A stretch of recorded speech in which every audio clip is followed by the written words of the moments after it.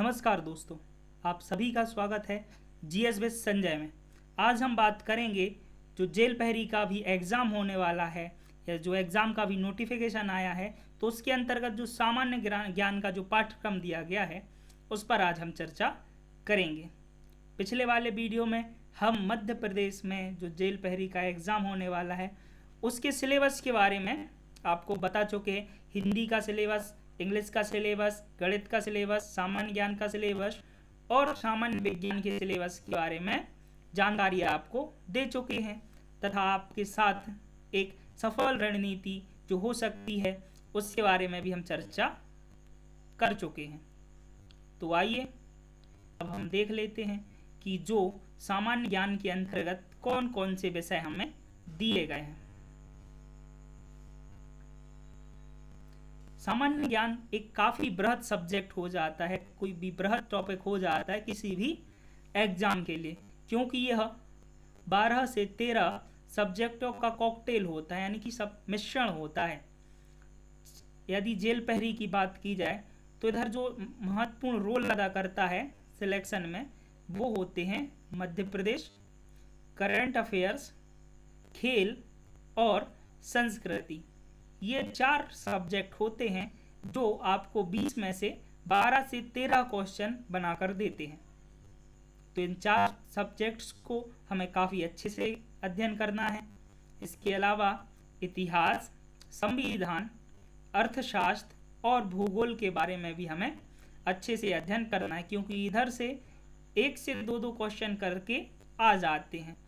तो हमें जीएस में कम से कम 16 से 18 क्वेश्चंस बनाना है जिससे हम सिलेक्शन के पास पहुंच सकें। तो आइए एक एक करके इनके सिलेबस अर्थात इनके जो महत्वपूर्ण टॉपिक्स हैं उनके बारे में हम देख लेते हैं। यदि इतिहास की बात की जाए तो इतिहास को 3 भागों में बांटा जा सकता है: प्राचीन काल, मध्यकाल और आधुनिक काल। यदि प्राचीन इतिहास की बात की जाए तो हमारे लिए सिंधु घाटी सभ्यता, वैदिक सभ्यता, जैन धर्म, बौद्ध धर्म, महाजनपद काल, फिर सिकंदर का आक्रमण, मौर्य काल, फिर मौर्य काल के बाद गुप्त काल, फिर गुप्तोत्तर काल, और गुप्तोत्तर काल में भी कनिष्क के बारे में ज़्यादा नॉलेज लेना है, यानी कि इधर से ज़्यादा क्वेश्चन आने की संभावना है बाकी अन्य टॉपिक्स से। तो प्राचीन इतिहास के अंतर्गत हमें इन 8 टॉपिक्स का अध्ययन करना है। यदि मध्यकालीन इतिहास की बात की जाए तो मध्यकालीन इतिहास में हमें मुख्यतः दिल्ली सल्तनत और मुगल काल के बारे में पढ़ना है। तो दिल्ली सल्तनत की स्थापना किसने की थी? गुलाम वंश ने की थी, यानी कुतुबुद्दीन ऐबक ने की थी। तो जो 5 वंश दिल्ली सल्तनत में हुए उनके बारे में और मुगलों के बारे में हमें जानकारी प्राप्त करना है, क्योंकि मुगलों के काल में बहुत सारी इमारतों की स्थापना की गई है। इसके अलावा बहुत सारी बुकों का उर्दू में या अरबी में या फारसी में क्या किया गया है, अनुवाद किया गया है। बहुत सारे जो मुगल शासक हुए हैं उनकी जो जीवनी है या आत्मकथा है तो उनके बारे में भी देखना है कि किसने लिखी है, किस भाषा में लिखी है, उसका अनुवाद किस भाषा में किस लेखक ने किया है। ये सब हमारे लिए मध्यकालीन इतिहास में देखना है।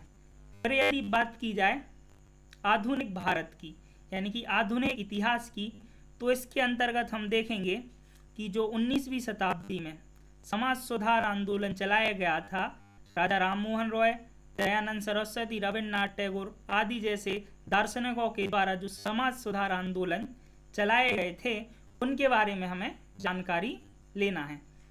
इसके बाद हम भारत के गवर्नर जनरल और वायसराय के बारे में देखेंगे। उनके काल में कौन सी महत्वपूर्ण घटनाएं हुई, कौन सा महत्वपूर्ण एक्ट लाया गया, कौन सा नया कानून बनाया गया, इनके बारे में हम देखेंगे। इसके बाद हम कांग्रेस और उसके अधिवेशन के बारे में देखेंगे। कांग्रेस की स्थापना कब हुई, किसने की, कौन उसका अध्यक्ष था सबसे पहले, इसके अधिवेशन कब हुए, कहाँ पर हुए, कौन से विशेष अधिवेशन थे, किस अधिवेशन में राष्ट्रगान गाया गया था, किस अधिवेशन में राष्ट्रगीत गाया गया था, किस अधिवेशन की अध्यक्षता महिला ने की थी, किस अधिवेशन की अध्यक्षता महात्मा गांधी ने की थी। इस टाइप के जो क्वेश्चन हैं इनके बारे में हमें देखना है। इसके बाद हमें जो देखना है वो है महात्मा गांधी। महात्मा गांधी काफ़ी महत्वपूर्ण हो जाता है आधुनिक भारत में की दृष्टि से। तो इनके बारे में देखेंगे, इनके पर्सनल लाइफ के बारे में देखेंगे, इन्होंने जो अफ्रीका में समय बिताया उसके बारे में देखेंगे। फिर जब ये भारत आ जाते हैं तो भारत में स्वतंत्रता के लिए कौन कौन से प्रयास इन्होंने किए, कौन कौन से आंदोलन इन्होंने चलाए, इस पर हम बात करेंगे। इसके बाद जो आज़ादी के लिए भारत में प्रमुख संस्थाएं स्थापित की गई, जैसे आज़ाद हिंद फौज की स्थापना की गई थी, होम रूल लीग की स्थापना की गई, स्वराज पार्टी की स्थापना की गई, गदर पार्टी की स्थापना की गई। तो इस तरह की जो प्रमुख संस्थाएं थी उनकी स्थापना कहाँ की गई, यानी कि उनका हेडक्वार्टर कहाँ पे था, उनके संस्थापक कौन थे, और यदि उनका कोई महत्वपूर्ण सदस्य रहा हो तो उनके बारे में भी हम देखेंगे। तो इतना सब कुछ है हमें इतिहास के अंतर्गत देखना है। इसके बाद यदि भारतीय संविधान की बात की जाए तो जो इसमें महत्वपूर्ण पॉइंट हैं, जो टॉपिक्स हैं, वो हैं भारतीय संविधान के भाग, यानी कि कौन सा भाग किस विषय से रिलेटेड है, किस अनुच्छेद से किस अनुच्छेद तक के बीच में है, इन सब के बारे में देखेंगे। अनुसूचियों के बारे में देखेंगे।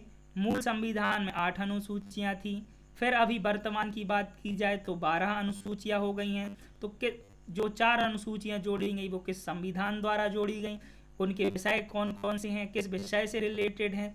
इसके बाद जो भारतीय संविधान है, जो बहुत सारे देशों के संविधान का अध्ययन करके बनाया गया है, तो कौन से स्रोत हैं, जैसे कि DPSP कहाँ से लिया गया है, मौलिक कर्तव्य कहाँ से लिए गए हैं, प्रस्तावना की भाषा कहाँ से ली गई है, राष्ट्रपति का पद कहाँ से लिया गया है, संसदीय शासन प्रणाली कहाँ से ली गई है, नागरिकता का प्रावधान कहाँ से लिया गया है, ये सारी चीज़ें हमारे लिए स्रोत के अंतर्गत देखना है। इसके बाद जो महत्वपूर्ण टॉपिक है वो है मौलिक अधिकार, जो फंडामेंटल राइट्स हमारे लिए भारतीय संविधान के द्वारा प्रदान किए गए हैं, उनके बारे में देखेंगे। उसके बाद राज्य के नीति निर्देशक तत्वों को देखेंगे। तो ये मेन 2 पॉइंट हो जाते हैं जो हमें अच्छे से देखना है। इसके बाद केंद्र और राज्य, यानी कि केंद्र की कार्यपालिका, केंद्र की विधायिका और केंद्र की न्यायपालिका के बारे में देखेंगे। ऐसा ही हम देखेंगे राज्य के संबंध में तो राज्य की कार्यपालिका को देखेंगे, राज्य की विधायिका को देखेंगे, उसके बाद राज्य की न्यायपालिका पर बात करेंगे। इसके बाद जो संविधान में महत्वपूर्ण बच जाता है वो होते हैं आयोग। तो जैसे कि लोक सेवा आयोग, केंद्र की बात की जाए तो संघ लोक सेवा आयोग, राज्यों में होता है राज्य लोक सेवा आयोग, मध्य प्रदेश में MPPSC मध्य प्रदेश लोक सेवा आयोग। इसके बाद निर्वाचन आयोग, केंद्र में अलग होता है, राज्य में भी अलग होता है। इसके अलावा वित्त आयोग, केंद्र का अलग होता है, राज्य का अलग होता है। तो जो महत्वपूर्ण आयोग हैं उनके बारे में हम देखेंगे, केंद्र के भी और राज्य के भी। इसके बाद यदि भारतीय भूगोल की बात की जाए तो जो पिछले वर्ष क्वेश्चन आए हैं वो भारत के भूगोल के भौतिक विभाजन से आए हैं, नदियों से आए हैं, राष्ट्रीय उद्यान व अभ्यारण्य, उद्योग और खनिज से देखने को मिलते हैं। तो ये 5 टॉपिक काफ़ी महत्वपूर्ण हो जाते हैं। इसके अलावा भी हम भारत के भूगोल के बारे में पढ़ेंगे, लेकिन ये 5 टॉपिक हम ज़्यादा अच्छे से फोकस करके पढ़ेंगे। इसके बाद यदि अर्थशास्त्र की बात की जाए तो अर्थशास्त्र 1-2 क्वेश्चन आते जो हम लाइट में रह रहे होते। यदि कोई अर्थशास्त्र या अर्थव्यवस्था से रिलेटेड कोई योजना सरकार ने निकाली, RBI ने कोई योजना निकाली है, तो मेनली इधर से योजनाओं के क्वेश्चन ज़्यादा देखने को मिलते हैं। लेकिन हम अर्थशास्त्र की सामान्य जानकारी देख लेंगे, भारतीय अर्थव्यवस्था के बारे में देख लेंगे, और जो महत्वपूर्ण सिद्धांत हैं अर्थशास्त्र के उनको हम देख लेंगे। इसके बाद मध्य प्रदेश, ये की फैक्टर हो सकता है आपके सिलेक्शन का। यदि आप इसको पढ़ के नहीं जाते हैं तो इतना समझ लीजिए आपका सिलेक्शन नहीं होता, भले ही आप पूरे में से पूरे नंबर क्यों ना ले आएं। तो जो मध्य प्रदेश के अंतर्गत हम पढ़ेंगे तो इसका इतिहास पढ़ेंगे। इतिहास में मुख्यतः हमें क्या देखना है, जो इसके प्रमुख राजवंश हुए हैं, किस क्षेत्र में हुए हैं और उनकी राजधानियाँ क्या थीं, और यदि किसी राजवंश में कोई महत्वपूर्ण घटना हुई है किसी राजा के समय तो उस घटना के बारे में भी हम देखेंगे। इसके बाद मध्य प्रदेश की कला और संस्कृति के बारे में हमें देखना है। तो कला संस्कृति के अंतर्गत हम लोक नृत्य, लोकगीत, लोक नाट्य, जो उसके उत्सव और मेले होते हैं, प्रमुख बोलियां, सांस्कृतिक संस्थाएं, जो मध्य प्रदेश में प्रमुख पुरस्कार दिए जाते हैं, साहित्यकार और संगीतकार के बारे में देखेंगे। इतना कला संस्कृति के अंतर्गत पढ़ेंगे। इसके बाद हम मध्य प्रदेश के भूगोल के अंतर्गत मध्य प्रदेश के भौतिक विभाजन, इधर पे पाई जाने वाली मिट्टियाँ, जलवायु और वर्षा, नदियों पर जो परियोजनाएं चलाई जा रही हैं उनको देखेंगे। वन, राष्ट्रीय उद्यान, अभ्यारण्य, उद्योग, खनिज, ऊर्जा संसाधन, परिवहन, कृषि, जनजातियाँ, ये सारी चीज़ें हम भूगोल के अंतर्गत देखेंगे।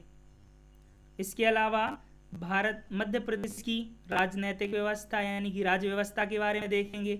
राज्यपाल कौन हुए हैं, कोई महत्वपूर्ण काम हुआ है।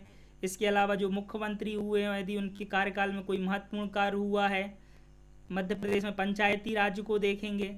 नगर पालिका, नगर निगम के बारे में जानकारी लेंगे और प्रशासनिक व्यवस्था के बारे में भी देखेंगे। इसके अलावा मध्य प्रदेश में कुछ तथ्यों के रूप में महत्वपूर्ण जानकारी है, जैसे मध्य प्रदेश में प्रथम, मध्य प्रदेश में एकमात्र, मध्य प्रदेश का सबसे बड़ा, एशिया में प्रथम जो मध्य प्रदेश में है, भारत में प्रथम जो मध्य प्रदेश में है। ऐसे कुछ मिसलिनियस फैक्ट होते हैं जो हम इसके बारे में देखेंगे। आगे चलते और देखते हैं जो खेल और करंट अफेयर्स का पोर्शन है। तो यदि करंट अफेयर्स की बात की जाए तो हाल ही में जो पुरस्कार दिए गए हैं, नई बुक्स लॉन्च हुई हैं, राज्यों और केंद्र के द्वारा जो योजनाएं प्रारंभ की गई हैं, जीआई टैग, प्रमुख समिट्स, जो वैश्विक संगठन होते हैं उनकी कोई प्रमुख बैठकें जो हुई हैं या आने वाली जो बैठकें हैं। इसके बाद जो प्रमुख नियुक्तियां राज्य यानी कि मध्य प्रदेश और केंद्र में जो महत्वपूर्ण नियुक्तियां हुई हैं उनके बारे में हम देखेंगे। और करंट अफेयर्स मुख्यतः हम विशेषतः मध्य प्रदेश के संदर्भ में पढ़ेंगे। तो इतना हो जाएगा। खेल की बात की जाए तो अभी 6 माह से कोई खेल नहीं हुआ है। तो जो पुराना खेल से रिलेटेड करंट अफेयर से हम उसको रिकॉल करने का प्रयास करेंगे। इसके अलावा कला और संस्कृति की बात की जाए तो कला और संस्कृति में जो महत्वपूर्ण टॉपिक हो जाते हैं वो मध्य प्रदेश और भारत के प्रमुख मंदिर हो जाते हैं। कौन सा मंदिर किस राज्य में है, यदि कोई वहाँ पर उत्सव या समारोह हुआ है किसी राज्य में जो बहुत ज़्यादा फेमस है, जैसे पतंग उत्सव बहुत ज़्यादा फेमस होता है अहमदाबाद का, चेरी ब्लॉसम महोत्सव बहुत ज़्यादा प्रसिद्ध होता है। इसके बाद आदिवासी समारोह छत्तीसगढ़ में जो हुआ था वो भी काफ़ी प्रसिद्ध समारोह था। इसके अलावा जो राज्यों के प्रमुख नृत्य हैं जैसे कि कथकली, लावनी, स्वांग, राई, भांगड़ा, डांडिया, ठीक, कजरी, ये कहाँ के फेमस नृत्य हैं, इनके बारे में हमें देखना है। तो इन सब टॉपिक्स को हमारे लिए काय के अंतर्गत देखना है, जीएस के सिलेबस के अंतर्गत देखना है। यदि हम इतने कवर जाएंगे तो हमारा जो जीएस का पोर्शन है वो काफ़ी हद तक कवर हो जाएगा और हम 17 से 18 क्वेश्चन बना लेंगे। कितने? 17 से 18 क्वेश्चन बना सकते हैं। होता है पेपर को निकालने के लिए, किसी भी पेपर को निकालने के लिए तो जो आपको ज़्यादा ध्यान देना है वो ध्यान देना है आपको मध्य प्रदेश और करंट अफेयर्स पर, क्योंकि इधर से 12 से 13 क्वेश्चन आते हैं। तो हमें ज़्यादा से ज़्यादा टाइम जीएस में देना है मध्य प्रदेश को। मध्य प्रदेश की क्लासें जो हैं वो हमारे यूट्यूब चैनल पर भी चलाई जा रही हैं। अभी हालांकि कुछ दिनों से आपको मध्य प्रदेश की क्लासें नहीं मिल रही होंगी क्योंकि मौसम ख़राब चल रहा है और जहां पे हम वीडियो शूट कर रहे हैं उधर पर बारिश की और थोड़ी सी लाइट की समस्या है, जिस कारण से वो वीडियो अभी नहीं आ पा रहे थे। लेकिन हम प्रयास कर रहे हैं उनको ऐसे ही जैसा आपको ये वीडियो मिल रहा है स्लाइड के फॉर्म में आपको मिलने लगे, जिससे आपकी क्लास रेगुलर हो सकें। साथ ही अभी हमने इंग्लिश की और मैथ्स की क्लास को भी प्रारंभ कर दिया गया है, यानी कि जेल पहरी की पूरी क्लासें आपको हमारे यूट्यूब चैनल पर फ्री में प्रोवाइड कराई जा रही हैं। और यदि आप इन क्लासों के नोट्स प्राप्त करना चाहते हैं या हमारे चैनल से संबंधित कोई भी जानकारी चाहते हैं और टेस्ट सीरीज़ हम अभी जल्दी प्रारंभ करेंगे, तो उसकी जानकारी यदि आप चाहते हैं तो आप हमारे टेलीग्राम ग्रुप को ज्वाइन कर सकते हैं। टेलीग्राम ग्रुप को ज्वाइन कर सकते हैं, जिसकी लिंक आपको डिस्क्रिप्शन में मिल जाएगी। और यहाँ से आप हमारी क्लासों के PDF डाउनलोड कर सकते हैं, प्रिंट भी निकाल सकते हैं और हमारे लिए कॉन्टैक्ट भी कर सकते हैं। तो जो आज का हमने वीडियो देखा उसमें हमने देखा कि जितने भी टॉपिक दिए गए हैं वो काफ़ी इम्पोर्टेंट हो जाते हैं, लेकिन उनमें भी इम्पोर्टेंट क्या है, मध्य प्रदेश और करंट अफेयर्स। तो मध्य प्रदेश की क्लास है तो हमारे यूट्यूब चैनल पर चल ही रही हैं, साथ ही करंट अफेयर्स की क्लासों को भी हम जल्दी लाने का प्रयास कर रहे हैं। साथ ही जो GS के अन्य विषय बचते हैं उनकी क्लासें भी आपको जेल पहरी के एग्ज़ाम के अकॉर्डिंग आपको जल्दी हमारे यूट्यूब चैनल पर मिलने लगेंगी। अभी हमारी हाल ही में 1000 सब्सक्राइबर पूरे हो गए हैं, तो आपके सपोर्ट के लिए आप सभी का बहुत बहुत धन्यवाद। ऐसे ही हमारे सपोर्ट करते रहिए और हमारे साथ जुड़े रहिए और हम एक साथ सफल होने का प्रयास करेंगे। तो मिलते हैं हम अपने अगले वीडियो में, तब तक जुड़े रहिए GS विद संजय के साथ। यदि वीडियो पसंद आए तो लाइक, शेयर और सब्सक्राइब कीजिए। धन्यवाद।